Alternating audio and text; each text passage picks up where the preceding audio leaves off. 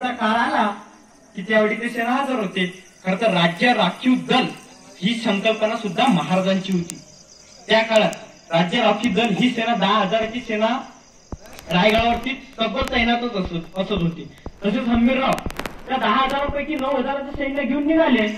9,000चं फक्त 2,000चं सैन्य त्यांनी आपल्या जवळ घेतलं, आपल्या सोबत घेतलं आणि ते सीधं आपल्या त्या रायगडावरनं पुण्यात आले आणि पुण्यावरनं सोलापूर हायवे मार्ग सीधं कुरकुंभ नावाचं गाव श्रीगोंदा तालुक्यात म्हणजे बहादूरगडाच्या मागे आणि त्या कुरकुंभ नावाच्या गावात हंबीरराव 2,000चे सैन्य घेऊन गेले.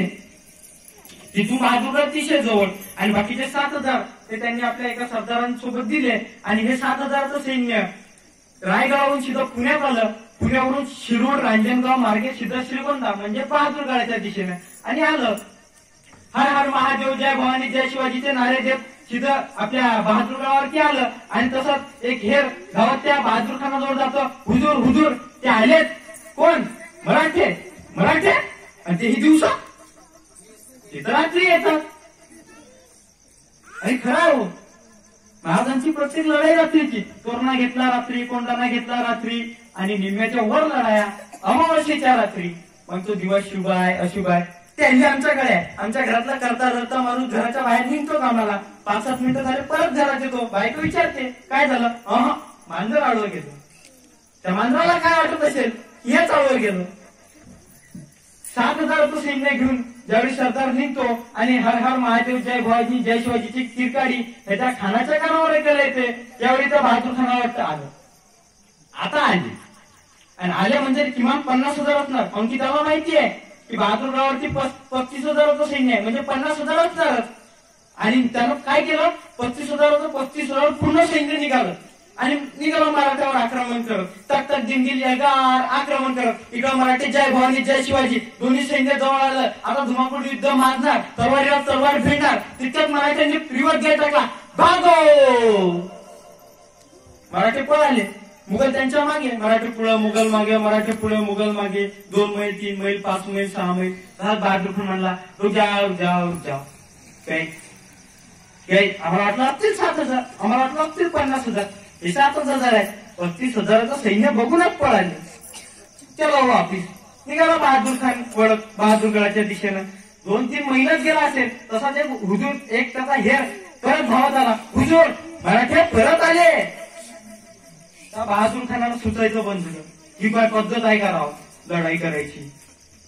निघालं मराठ्यांच्या दिशेनं आलं.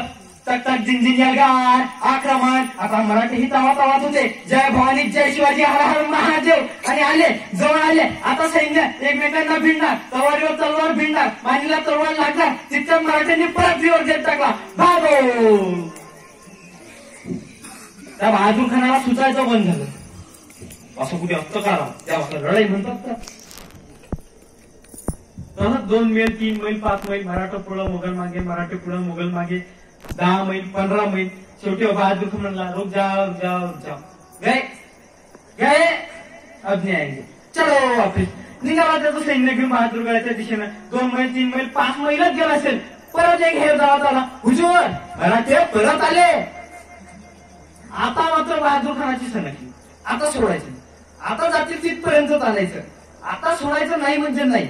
आले आता मराठी मोठं तवा 2दा हुलकवणी दिली. आता कापायचं कापायचं. आले जवळ आले. दोन्ही सैन्य जवळ आलं. धुमाकूळ युद्ध वाढणार, प्रचंड तांडव वाढणार. दोन्हीच्या तलवारी उठल्या, एकमेकाला भिडणार. परत मराठ्यांनी रिवर्स गेट टाकला. भागो! मराठा पुढं मुघल मागं, मराठी पुढं मुघल मागं. 2 मैल 3 मैल 5 मैल 10 मैल. शेवटी नगरमध्ये आले. नगरमधून शिरूरमध्ये आले. तसाच बहादूर खानाचा एक सरदार म्हणला हुजूर रुक जाते. गए नाही तू बघ आता जाते तिथपर्यंत चालायचं, आता सोडायचं नाही. बहादूर खान निघालाच मराठ्यांच्या मागे. शेवटी पुण्यात आले मराठे. पुण्यात आणि अशा पसरले. कुणी सासवडच्या घाटात, कुणी यादवच्या घाटात आणि उरल्या सुरलेल्या सिंहगडच्या घाटात. आणि हा बहादूर खान पुण्यात आला आणि पुण्यात आला. त्याला मराठी पुढे दिसतच नव्हते. पण जाते तिथपर्यंत चालायचं सांगितलंय. त्यामुळे पसरा, जिथं दिसते तिथं कापा. आणि मुघल सैन्य पसरलं. अरे पण त्या बहादूर खानाला काय माहिती महाराष्ट्राच्या दराखडत फक्त 3च फिरू शकतात. एक म्हणजे वारा, दुसरा म्हणजे वाघ आणि तिसरा म्हणजे मराठी शिवरायांचे मावळे. चौथ्याचं कामच नाही. आणि निघाला पसरलं त्याचं सैन्य, पण त्याला मराठी कुठे दिसलंच नाही. आणि मग जीतम जीतम जीतम बडी जीत हासिल की हमने, भगोड़ों को भगा दिया. निघाला बहादूर खान. पण बहादूर खान हा पुण्यात जाऊन पोहोचला. ही बातमी महाराज आपल्या हंबीरराव मोहितेंना एका हेराने दिली आणि सांगितलं इकडे रान मोकळच आहे, चला बहादूर गडावरती. आणि हे हंबीरराव निघाले बहादूर गडाच्या दिशेने. बहादूर गडावर नुसतं फक्त वॉचमॅन गॅटमॅन, आपलंच घर आहे, या आपल्या घरामध्ये. आणि निघालं. एक कोटीचं जे सोनं नाव होतं सर्व उडवलं, सर्व जे वस्तू होत्या कामाच्या सर्व घेऊन घेतल्या. तसं तर त्या हंबीररावांना सर्व घ्यायचं होतं, पण नाईलाजाने ते त्यांनी सगळं जाळून टाकलं आणि निघाले रायगडाच्या दिशेनं.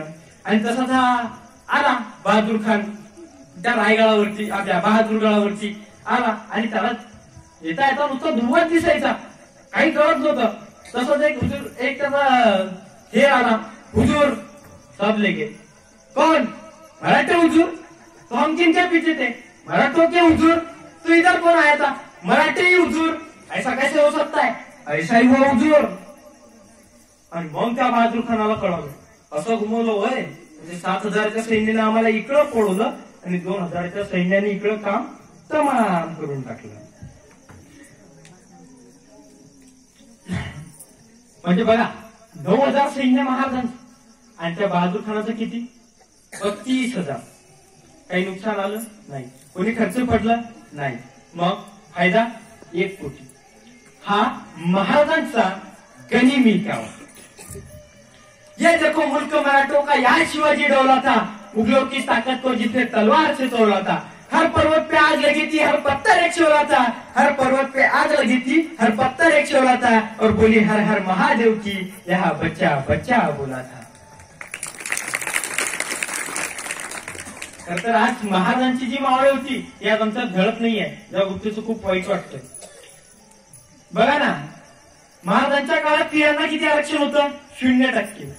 संरक्षण 100%. आज आमच्या काळात स्त्रियांना किती आरक्षण आहे? 50%. संरक्षण 0%. दर 2 तासाला भारतामध्ये प्रत्येक एका महिलेचा बलात्कार होतो. ही फार शोकांतिकेचा विषय आहे. पण महाराजांच्या काळात असं नव्हतं. अरे एके दिवशी त्या राजाच्या पाटलांनी महिलेची नुसतं छेड काढली, बलात्कार नाही, फक्त छेड काढली. राजांनी तिचे हात पाय कलम करायची शिक्षा सुनावली. आणि मासाहेब म्हणाल्या, राजा खरं स्वराज्यात महिलेची छेड काढणाऱ्या माणूस जिवंत कसा? तसंच महाराज म्हणाले, राजा मासाहेब तुमचं बरोबर, पण आम्ही जर याला फाशी दिली असती किंवा गर्दन छाटली असती तर हा विषय इथंच संपून गेला असता की एका जणांनी एका महिलेची छेड काढली आणि तो गेला, म्हणजे परत एकदा एखाद्या महिलेची छेड काढली गेली असती. आम्ही याचे हातपाय कलम केले का? कारण येणाऱ्या जाणाऱ्याला कळावं की या महाराष्ट्रात, या स्वराज्यात जर कोणा स्त्रीच्या अप्रीवर हात टाकला, जर कोणाच्या स्त्रीवरती वाईट नजरेने बघितलं तर त्याचे हे हाल होतात. त्यामुळे परत कधी या महाराष्ट्रात होणारच नाही असं. त्यामुळे आम्ही त्याचे फक्त हातपाय कलम केले. हा सर्वात मोठा विषय. खरं तर शिवरायांना आम्ही काय केलं तर नुसतं जाणता राजा म्हणून डोक्यावरती घेतलं, पण डोक्यात घ्यायला मात्र विसरून गेलो. शिवरायांच्या काळात स्त्रियांना 50% आरक्षण असतं, नाही 100% संरक्षण होतं. पण आमच्या राज्यात संरक्षण म्हणजे आता सगळ्यात काही पारदर्शक झालंय. कुणी या महिलांची चेक करा, विनोबंद करा, वाईट बोला, कमेंट करा, आम्ही काहीच करणार नाही. सगळं काही पारदर्शक. अरे पूर्वीवर अत्याचार करणाऱ्या त्या राजाच्या पाटलाच्या हातपाय तोडायचे दिवस गेले मासाहेब होता. आता नाक्यावरतीच राजाचा पाटील उभा आहे. सैनिकांच्या पत्नीबद्दल घराय भुकणार राजा घ्या, आज जुजळ मारताना फिरतोय, आम्ही त्याला उघडपणे जावं विचारू शकत नाही मासाहेब. राजा म्हणून म्हणतो खरंच माफ करा. आता आज जर शिवाजी राजे घडवायचे असतील ना तर पहिल्यांदा जिजाऊ घडला पाहिजे. शिवाजी राजे जर घडवायचे असतील ना तर पहिल्यांदा जिजाऊ घडला पाहिजे. आम्ही मात्र आजच्या जिजाऊचा गर्भातच खून करतोय. आणि समजा आधीच जिजाऊ सावित्री जन्माला आणि कितीही लालालचीच्या आई बापांना आपल्या लेखीचं नाव काही ठेवलं ना तरी आम्ही तरुण मुलं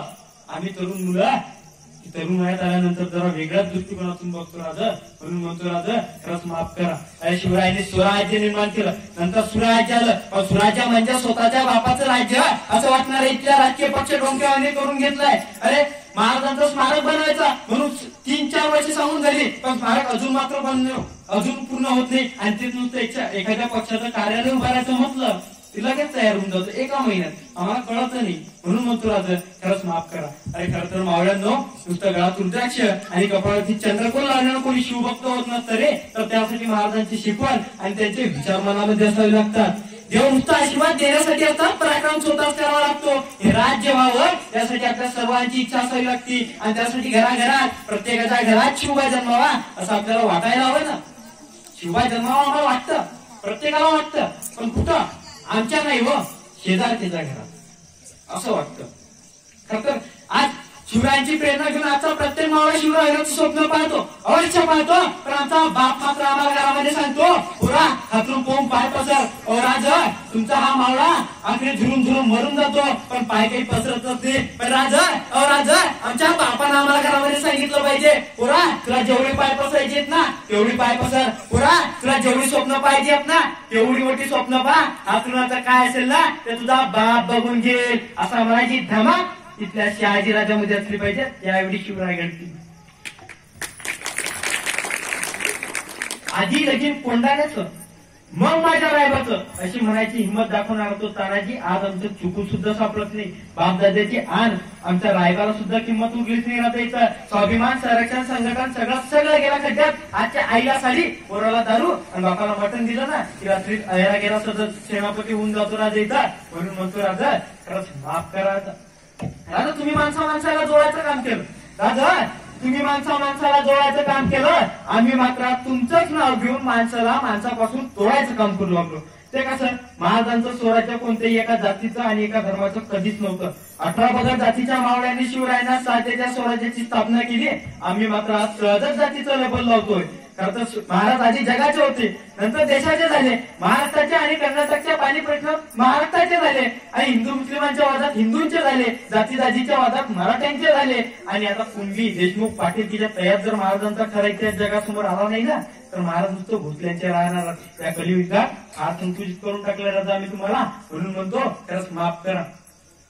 राजा आजही तुमच्या नावाने आमचं रक्त सरसरतं. ओ राजा आजही तुमच्या नावाने आमचं रक्त सरसरतं, पण त्या सरसरणाऱ्या रक्तातलं अल्कोहोल पाहून आमचं मन हवळतं. राजा तुम्ही सांगितलं दारू सोडा.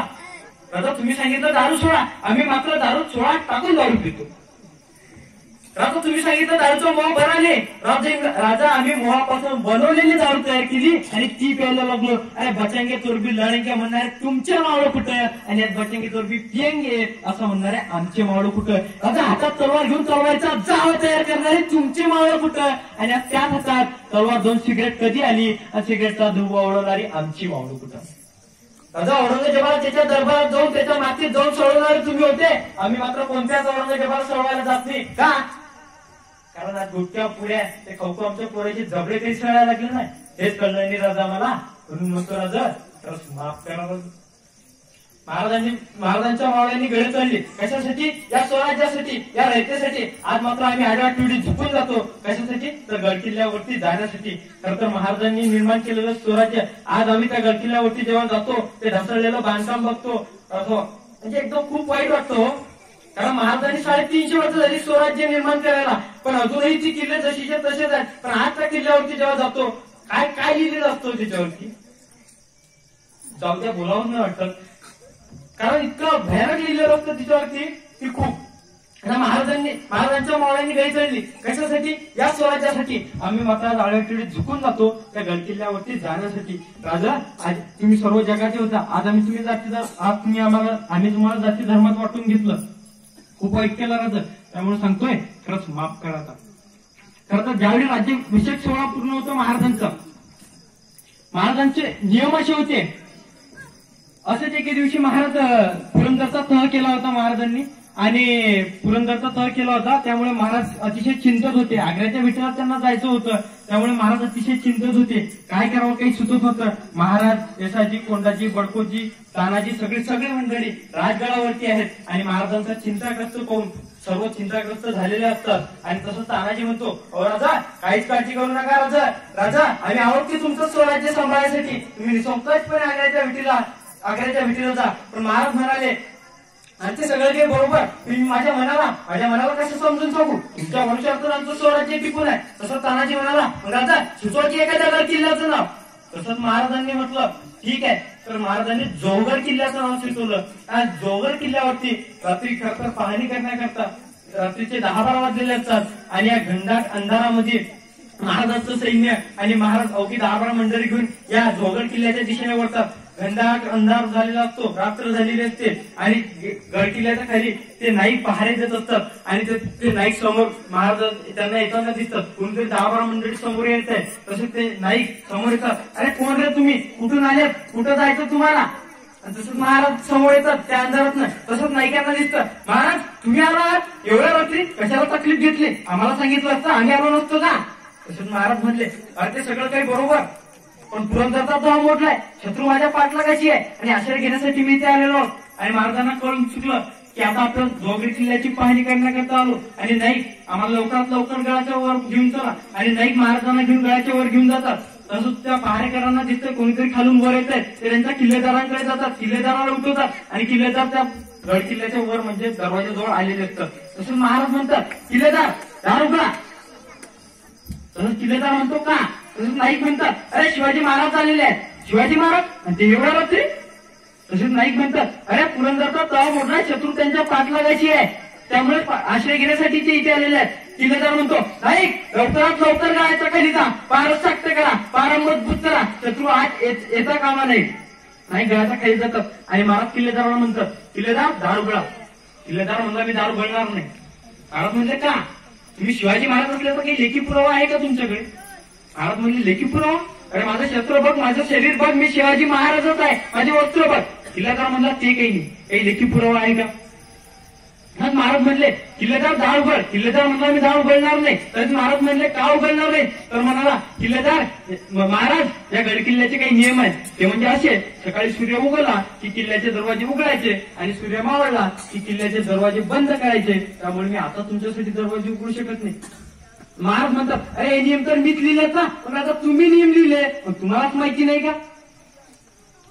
महाराज म्हणतात, जास्ती दबाण चालू नको, दार उघड. किल्लेदार म्हणता, मी दार उघडणार नाही. तेव्हा महाराज म्हणले, तुझी गर्दन कापल्याशिवाय मी राहणार नाही. महाराज म्हणले, तर किल्लेदार म्हणतो, राजा आता रात्र झालेली आहे, तुम्ही आता आत येऊ शकत नाही आणि माझी गर्दन कापू शकत नाही, त्यामुळे सकाळ उद्या मी किल्ल्याचे दरवाजे उघडायला तुमच्यासाठी तयार आहे. अरे महाराज म्हणले, अरे शत्रू पाठलागावरती आहे. तर किल्लेदार म्हणतो, राजा काहीच काळजी करू नका, मी आणि माझ्या 300 पाडेकरी आमच्या जीवाचं रान करू, पण तुमच्या केसाला देखील धक्का लागू देणार नाही. राजा 300 पहारेकरी जीवाचं रान करू म्हणून बोलले. किल्ल्याचे दरवाजे तो किल्लेदार उघडत नसते, कारण नियमच तसे होते महाराजांचे. आणि महाराज अतिशय आनंदी होते, कारण नियम लिहिलेले होते, ते नियम कुणी उल्लंघन केलं नाही, याबद्दल महाराजांना खूप आनंद होता. पण करतील काय, परीक्षा घ्यायची होती. सकाळी होते ना होते, सूर्याची किरण या मातीवरती पडतात ना पडतात, सूर्याचे दरवाजे किल्ल्याचे दरवाजे उघडल्या जातात आणि तसेच महाराज येतात आणि किल्लेदार समोरून येतो, समचिरी हातात घेऊन येतो, कारण महाराज म्हटले होते तुझी गर्दन कापल्याशिवाय मी राहणार नाही. आणि समचित महाराजांच्या हातात देतो आणि म्हणतो, राजा आता कापा माझी गर्दन. तर खरं तर शिवाजी महाराजांच्या डोळ्यातून अश्रू आलेले असतात आणि महाराज त्या किल्लेदाराला मिठी मारतात. अरे तसं काही नाही, मी फक्त परीक्षा घेण्यासाठी इथं आलेलो होतो की मी गेल्यानंतर माझं स्वराज्य कसं असणार. तसंच तो किल्लेदार म्हणतो, राजा तुमचं स्वराज्य कसं असणार हे तुम्हाला विचारायची गरज आहे.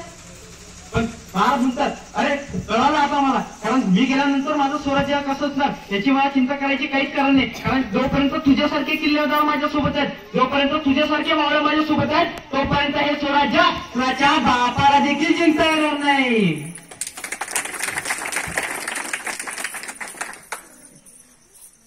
महाराजांची मृत्यू झाल्यानंतरही महाराजांचं स्वराज्य हे अजिंक्यच राहायचं.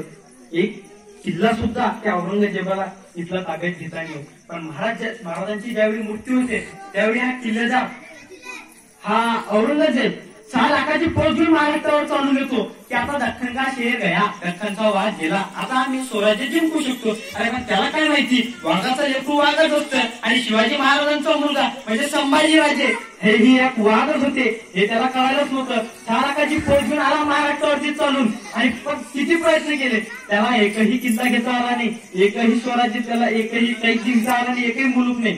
शेवटी औरंगजेब संतापतो, डोक्यावरची पगडी काढून टाकतो. 9 वर्ष संभाजीराजेंनी त्याला डोक्यावर पगडी घालू दिली नाही. हा मोठा विषय आहे, महत्वाचा विषय आहे.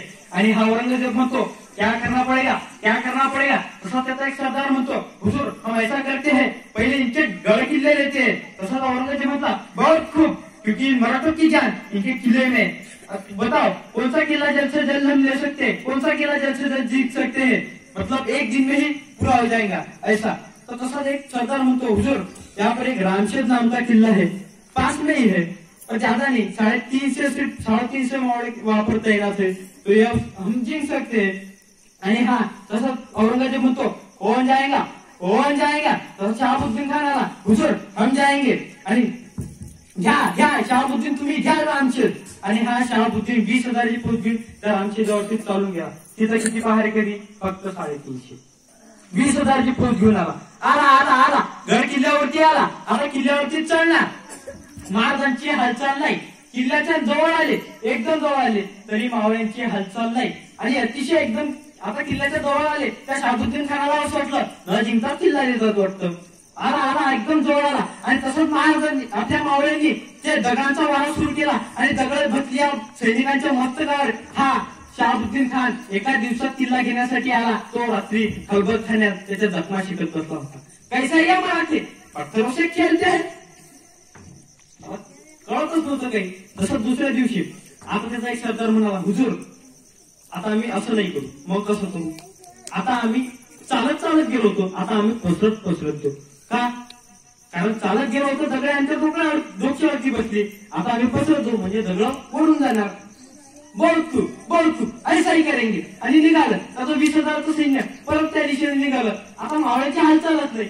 किल्ल्याच्या जवळ आले तरी मावळ्यांची हालचाल नाही. पण रात्री या एका रात्रीमध्ये या मावळ्यांनी मोठा दगडी शिळा त्या किल्ल्यावरती जमा करून ठेवल्या होत्या. आणि ते म्हणले येऊ द्या जवळ. आणि आलं त्याचं 20,000चं सैन्य गड किल्ल्याच्या जवळ आलं. त्या शहाबुद्दीन खानाला वाटलं कारण ते दगड मारून थकले असतील, आता तसाच किल्ला देत आहेत वाटतं. आलं अतिशय जवळ आलं आणि तसाच या मराठ्यांनी नुसतं त्या दगडी शिळा झोपून दिल्या. त्या सरपटणाऱ्या प्राण्यांना शेवटचं सरपट न करून मग चढा जाऊन थांबल्या.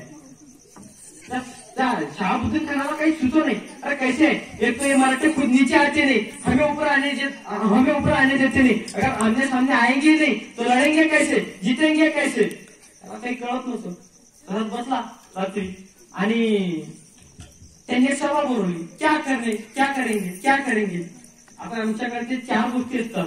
एक म्हणजे ज्याच्याकडे वेळ आहे त्याने वेळ द्यावा, ज्याच्याकडे पैसा आहे त्याने पैसा द्यावा, ज्याच्याकडे कष्ट आहेत त्याने कष्ट द्यावे, आणि चौथं ज्याच्याकडे काहीच नाही त्याने किमान गुपचूप बसावं. इथं कसा एक जण होता, तो भलताच सबरा म्हणाला, हुजूर हम ऐसा करते, यहाँ पर एक किल्ला बना देते. अरे वा, किल्ला बना म्हणजे किल्ला घ्यायचं कामच नाही हो, तिथंच किल्ला तयार होऊन जातो. पण ही गोष्ट त्या आपल्या शहाबुद्दीन खानानं सिरियस घेतली. म्हणजे त्याला काय केलं, त्याची बुद्धी बघा, आजूबाजूची सर्व झाड जे आहेत ते कापून काढले आणि या किल्ल्याच्या उंची इतका एक बुरुज तयार केला. आणि या बुरुजावर 50 तोफा उभा राहतील आणि 500 त्याचं सैन्य उभं राहील अशी व्यवस्था करून ठेवली. कशासाठी, कारण त्या तोफा सीध्या त्या गड किल्ल्यावरती जातील अशासाठी. पण तितक्यावर मराठे